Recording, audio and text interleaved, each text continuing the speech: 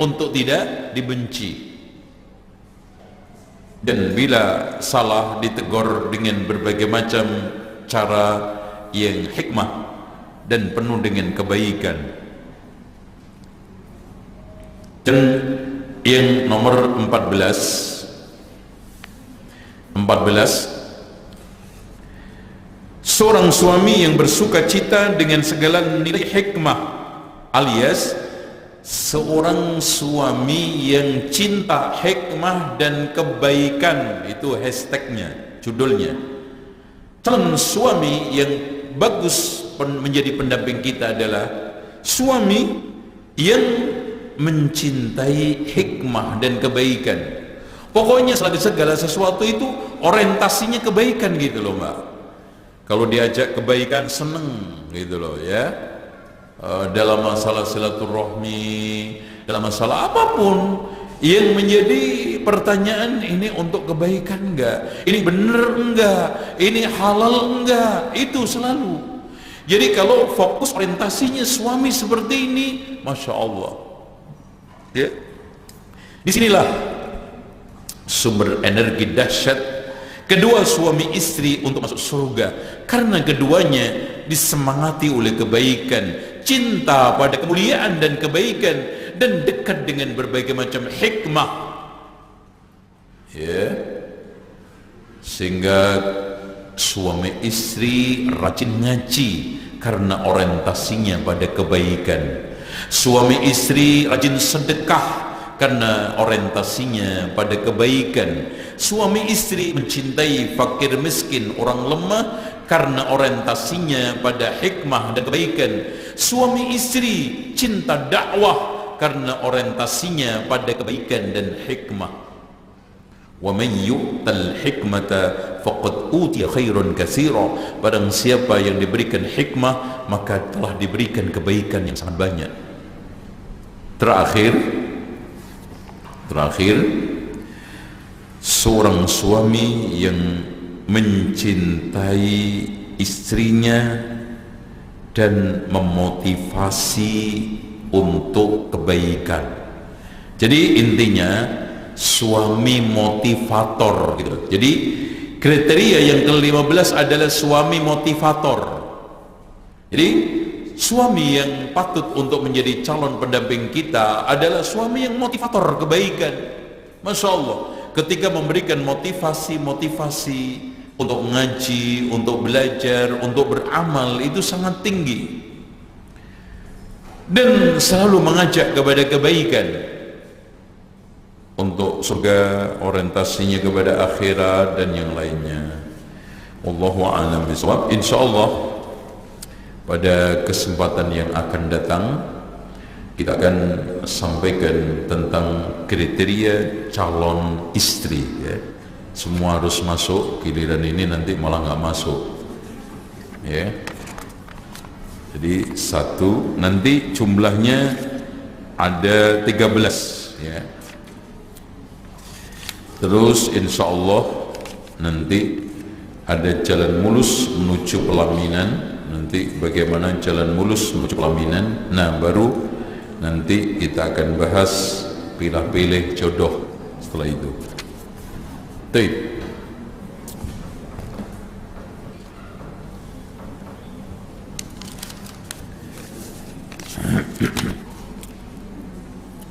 Bismillah. Afwan Ustaz, ana ingin bertanya, ketika kita ingin menikah dengan laki-laki yang secara agama dia tidak terlalu terlihat, tapi hati ini merasa nyaman dengannya. Bila hati sudah tertawan cinta, maka merah biru menjadi tidak ada. Bila cinta pertama menguak hati, membuat segala sesuatu menjadi lalai, dan tidak ada warna-warni kecuali satu, yaitu patah dan jatuh hati. Gini, ada satu syair yang harus kita pahami. Atani hawaha qabla an a'rifal hawa fatafakkani wajada makanan khalian fatamakana. Cintanya dia datang sebelum aku kenal cinta. Maka menemukan hati yang kosong akhirnya sulit untuk terlupakan dan terlepaskan. Intinya saya mengingatkan mbak-mbak, hati-hati dengan kalimat cinta, apalagi cinta yang pertama, suka membawa duka. Paham? Ngomong apa gitu tadinya? Cinta itu ibarat mahkota tapi terbuat dari tanah, yang berkilau karena hanya indah di luar dan catnya saja. Ya, di sini mbak, tipuan cinta dari seorang laki-laki yang nampak sudah bisa mempengaruhi hati kita. Kadang-kadang kita mudah tertawan dengan kebaikan sosok laki-laki yang ingusan, padahal itu adalah cinta hanya polesan, yang sesungguhnya belum tentu seperti itu. Maka jangan kita tertipu kalau ketemu sudah mulai tersipu-sipu. Paham? Nggak paham? Oke. Ini yang tanya mana orangnya? Oke. Mau dijawab nggak nih? Dijawab nggak? Oke. Disinilah Islam tadi menekankan agama akhlak. Ya, agama. Karena hadirin sekalian perlu diketahui, kelangsungan rumah tangga itu nantinya tidak bisa hanya mengandalkan cinta. Makanya pernah ada orang yang datang kepada Umar bin Khattab, wahai Amirul Mukminin, saya akan ceraikan istri saya. Apa Umar bin Khattab katakan? Kenapa? Saya sudah nggak cinta. Apa kata Umar bin Khattab? Apakah rumah tangga yang utuh hanya ditopang dengan cinta? Mana pentingnya mengendalikan cinta dan kebencian? Gitu. Cinta itu hanya polesan. Contohnya, mbak, saya tanya, dua sejoli yang sedang dimabuk asmara, kemudian dua-duanya kelaparan, masih enggak cintanya? Enggak. Cinta itu akan hilang ketika hak-hak kewajiban nanti tidak tertegakkan. Tolong camkan itu, tolong fahami itu. Saya ulangi lagi, cinta tidak akan bertahan kalau hak kewajiban terlantarkan. Makanya di sini saya sering ulang-ulangi, tegaknya rumah tangga itu bukan didasarkan atas cinta, tapi menjalankan hak dan kewajiban suami istri. Dan keduanya harus mengedepankan kewajiban. Apa yang terbaik yang sudah saya berikan kepada pasangan saya, harusnya begitu, bukan menuntut. Suami istri kalau menuntut repot.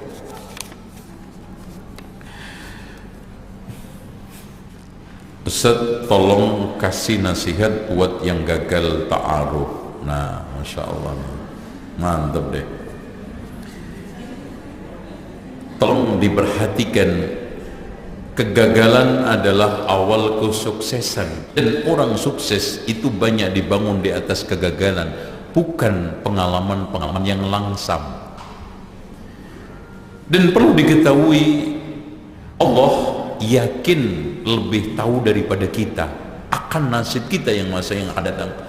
Jangankan setahun 2 tahun, besok saja kita tidak tahu rezeki kita di mana, mati kita di mana. Wa ma tadri nafsun bi ayyi ardin tamut, kata Allah. Jiwa ini nggak tahu mati di mana. Bisa jadi calon suami saya ini kalau jadi sama saya tidak setia sama saya, meskipun baik itu bisa untuk dirinya atau orang lain, tapi sama mbak belum tentu baik. Dia bisa baik sama orang tuanya, bisa baik sama orang lain, bisa baik sama temannya, tapi karena suatu kondisi tidak baik sama Anda. Bisa saja kalau seandainya baik akan terlahirkan anak-anak cacat atau tidak punya anak dan yang lainnya. Jadi sekian hikmah ini sehingga Allah tidak meridhoi kamu nikah sama dia. Dan di sana ada jodoh yang lebih baik yang Allah akan berikan, mungkin dalam waktu dekat, mungkin ke depan dan yang lainnya. Dan Allah juga menunggu ikhtiar kita. Mungkin kita digagalkan khidbah ta'aruf kita supaya lebih soleh di dalam berdoa, supaya lebih soleh di dalam ta'aruf, supaya lebih baik lagi membenahi diri dan menyiapkan menuju perlaminan. Itu tujuan utama. Makanya jangan kapok dengan ta'aruf karena gagal. Jangan kita ini bermasam muka karena kegagalan hidup, karena pengalaman pahit itu banyak membangun tangga kesuksesan. Ya, oke. Assalamualaikum Muhammad Ustaz, mau tanya, bagaimana sebaiknya sikap istri jika suami tertutup masalah keuangan, namun tiba-tiba istri tahu dari mertua kalau suami kasih uang ke mertua lebih besar daripada pemberian ke istri? Ya alhamdulillah, itu kan ujung-ujungnya nyampe ke mertua, itu ke ini. Intinya gini loh, kalau suami masih bisa menerima nasihat, dinasihatin. Kalau mbak masih diberikan nafkah ya secara wajar, maka apa yang harus kita persoalkan? Intinya hal-hal yang seperti ini adalah hak utama istri, suami. Dan suami itu otoritas pemegang kekayaan. Makanya di dalam firman Allah surat An-Nisa, Ar-rijalu qawwamuna 'alan nisa bima faddalallahu ba'dahum 'ala ba'din wa bima anfaqu min amwalihim. Laki dilebihkan oleh Allah karena keutamaannya, karena keberaniannya, karena kelelakiannya. Dilebihkan oleh Allah karena hartanya, karena nafkahnya, karena penghasilannya. Ya, yang penting di sini harta suami enggak kemana-mana, bukan untuk judi, bukan untuk maksiat, bukan untuk macam-macam. Maka di sini tidak perlu kita bersih tegang, apalagi akhirnya kita itu membuat keruh rumah tangga hanya karena itu saja. Selagi masih ada cara yang baik, musyawarah, tanya macam-macam, kasih sharing, kasih masukan, lebih baik. Apa Ustaz, saya mau tanya, bagaimana sebaiknya sikap istri jika suami yang bekerja sip-sipan dan pulang larut malam saat suami masuk siang, namun istrinya tertidur dan tidak melayani suaminya? Ya dosa. Ya kalau suaminya lembur terus, lah kapan punya anaknya? Itu ya. Ya bisa siang, bisa malam. Makanya Rasulullah memberikan satu tekanan, meskipun di dapur, meskipun sedang di pelana kuda, meskipun dalam keadaan apapun nggak boleh nolak, gitu kan gitu. Makanya rahasia kenapa istri itu kalau mau puasa sunnah harus minta izin istrinya, istri minta izin suaminya, karena bisa saja ada kebutuhan di siang hari, sedang dalam keadaan puasa kan nggak boleh, gitu ya. Ustaz Afwan, saya ingin bertanya, bagaimana sikap seorang istri jika sudah berkali-kali mengingatkan kebaikan kepada suami, tapi suami tidak berubah? Misalnya suami suka main game, lihat YouTube untuk hal-hal yang tidak bermanfaat, akan tetapi jarang sekali penggunaan waktu untuk dengerin kajian atau baca Al-Quran. Ini penyakit. Hari-hari kita sibukkan untuk hal-hal yang negatif. Waktu itu adalah nikmat, dan termasuk summa la tus'alunna yawma idzin 'anil na'im. Kaki tidak bergeser sebelum ditanya empat. Wa an umrihi fima afna, untuk tentang umurnya, untuk apa dia gunakan. Tidak ada habisnya untuk melihat Facebook, YouTube dan game, apalagi karena terus berinovasi, terus berkreasi. Sementara akhirat kita kurang, ilmu kita kurang. Sementara baca Al-Quran jarang, baca buku jarang. Akhirnya kita tertipu dengan waktu, terkecoh dengan umur. Sementara umur itu, kata Imam Asy-Syafi'i, setelah saya bergaul dengan orang-orang sufi, maka tidak saya ambil manfaat kecuali dua. Waktu itu seperti pedang, kalau tidak kita gunakan untuk menyembelih kita yang disembelih. Dan orang itu kalau tidak sibuk dengan kebaikan, maka sibuk dengan keburukan. Nah, caranya dimanfaatkan untuk mencari ilmu, browsing makalah, membaca fatwa-fatwa ulama, video kajian-kajian, atau untuk membaca Al-Quran di kita, membaca hadis dan yang lainnya. Masya Allah, sebetulnya dari salian HP itu seperti pisau mata dua. Untuk apa kita manfaatkan? Kalau dimanfaatkan untuk kebaikan maka akan baik, tapi ternyata untuk mengakses hal-hal yang negatif sampai pada film-film porno, hal-hal yang tidak manfaat, maka akan menjatuhkan, merusak waktu kita, harga diri kita, dan bahkan kebutuhan hidup kita. Kadang-kadang kita kurang perhatian masalah rumah tangga, kebutuhan hidup kita, kebutuhan suami atau kebutuhan istri karena sibuk HP. Makanya di sini diingatkan dengan baik-baik, idfa' billati ahsan, dengan cara yang hikmah, karena kalau sudah kecanduan itu sudah repot, ya. Makanya di sini butuh waktu, butuh proses, butuh jangka panjang, tapi terus jangan sampai bosan untuk mengingatkan. Dan yang tidak kalah pentingnya adalah diberikan kesibukan-kesibukan positif, suruh nyetak bata suruh niup balon kan gitu. Suami sibuk dengan itu, suruh untuk bekerja, suruh untuk kegiatan nanam bunga apa terserah, yang penting positif. Anda mau bertanya, lebih utama mana menafkahi keluarga suami, orang tua dan saudara, atau istri dan anak? Istri, anak, kemudian orang lain. Karena ya ayyuhalladzina amanu qu anfusakum ahli itu nomor satu adalah istri, anak, kemudian orang-orang sekitarnya. Bismillah. Afwan Ustaz, izin bertanya, saya pernah dengar kalau salah satu kriteria memilih pasangan adalah dilihat dari keturunan, keluar harus dibaik. Jika keluarga seseorang adalah dari keluarga yang broken home, apakah disebut keluarga tersebut tidak termasuk dalam kriteria? Sebetulnya kalau kita lihat Mbak, memang ada pengaruh, tapi intinya adalah dirinya suami, dirinya istri. Coba Mbak lihat latar belakang sahabat, orang tuanya bagaimana. Kan tidak semuanya mulus. Ada di antara mereka musyrik, ada di antara mereka penyembah berhala, ada di antara mereka membunuh anaknya, tapi akhirnya adalah kesolehan, Islam, taubat, perbaikan setelahnya. Selagi istri kita soleh, suami kita soleh, udah tutup mata dari semua itu. Karena pada akhirnya kata Allah, wa alaysa lil insani illa ma sa'a, tidaklah manusia mendapatkan balasan kecuali dari hasil usahanya. Yang penting usahanya dia sekarang.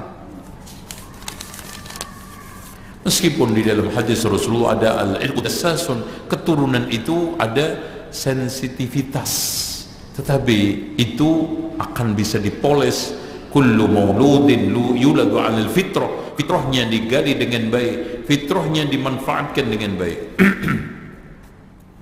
Bagaimanakah sikap yang tepat ketika seorang akhwat menyukai ikhwan selama bertahun-tahun karena selama ini hanya berdoa kepada Allah agar dibaikan jodoh yang terbaik menurutnya, tanpa minta untuk ikhwan tersebut yang jadi jodoh saya? Ini namanya jodoh di dalam mimpi, jodoh di dalam khayalan. Begini Mbak, kalau memang laki-laki itu soleh dan kita itu pengen menjadi istrinya, maka ada dua cara, minta kepada Allah sama minta kepada bapaknya, yang gitu, atau temennya suruh menjadi perantara. Kira-kira dia mau sama saya? Oh kok nawari, gengsi banget. Di sini nggak ada gengsi. Sekelas Umar, Hafsah, anaknya ditawarkan kepada siapa? Abu Bakar. Terus kemudian yang lainnya, Utsman. Tapi akhirnya Allah Subhanahu wa taala pertemukan dengan Rasulullah SAW.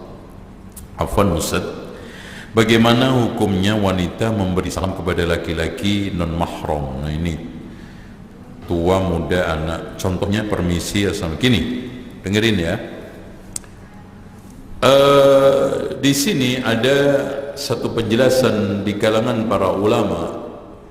Jika salam laki ke perempuan, perempuan ke laki-laki itu tidak dikhawatirkan menimbulkan fitnah, maka boleh.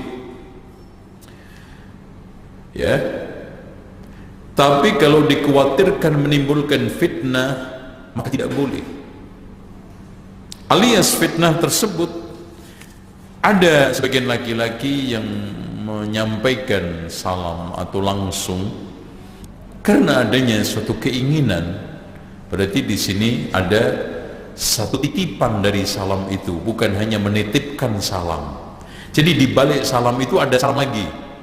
Ya, salam hangat, salam ini, salam macam-macam. Gitu. Tapi kalau tidak ada kekhawatiran, maka tidak ada masalah. Karena Rasulullah SAW menganjurkan menebarkan salam itu umum. Afsus salama, tebarkan salam untuk laki dan perempuan, untuk siapapun. Afsus salam. Kemudian dibatasi, la tabda'ul yahuda wan nasara bisalam, jangan kamu memulai orang Yahudi dan Nasrani dengan salam. Jadi kalau kita memulai nggak boleh. Jadi kalau mulai nggak boleh. Khusus untuk Yahudi dan Nasrani. Yahudi, Nasrani. Afwan Ustaz, bagaimana hukum sesama wanita tidur satu ranjang beda selimut? Kalau beda ranjang satu selimut gimana? Gimana? Mungkin nggak?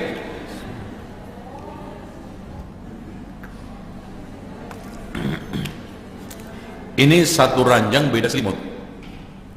Kalau beda ranjang satu selimut ada. Ya, oke. Jadi kalau beda ranjang, ranjangnya lebar nggak apa-apa. Maksudnya tempat tidur yang ukuran 180 itu.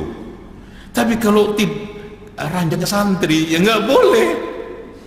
Ya, ngapain empet-empetan? Ya gitu.